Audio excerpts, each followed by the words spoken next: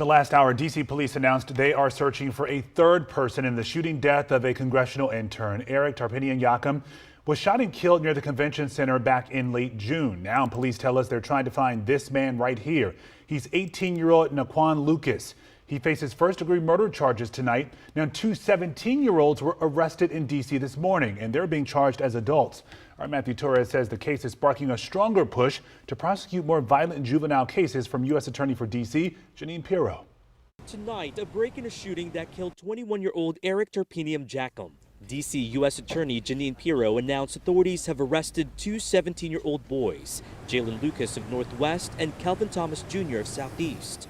Both teens are charged as adults with first-degree murder while armed. They're still searching for a third teen suspect, now identified as 18-year-old Naquan Lucas. It's bad enough to be gunned down on any street, but to be gunned down in our nation's capital is an outrage. Tarpinian-Yakum was a senior at the University of Massachusetts Amherst, interning for Republican Congressman Ron Estes on Capitol Hill. Pirro says he was shot 4 times when he was caught in the crossfire of a drive-by shootout at 7th and M near the Mount Vernon Square Metro in late June. Police reported the shooting was part of an ongoing dispute between rival groups. Innocent bystander who was caught in a violent act that was not meant for him. Pirro is using this case to argue why Congress needs to change the law so the U.S. Attorney's Office in D.C. can prosecute more juvenile cases. She says the suspects have a violent record in family court. These young punks who are on the street with guns, shooting at each other, killing innocent people,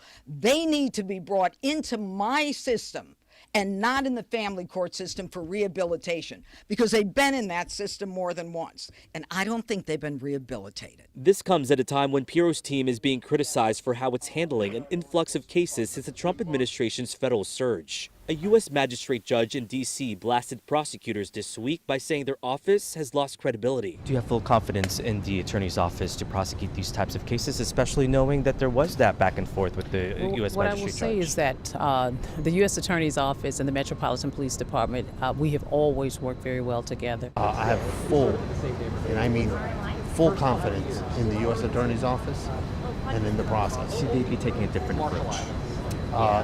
No.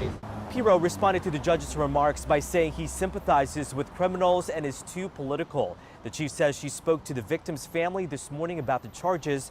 They tell me they are still processing this news. In Northwest, I'm Matthew Torres, WUSA 9. Today, local students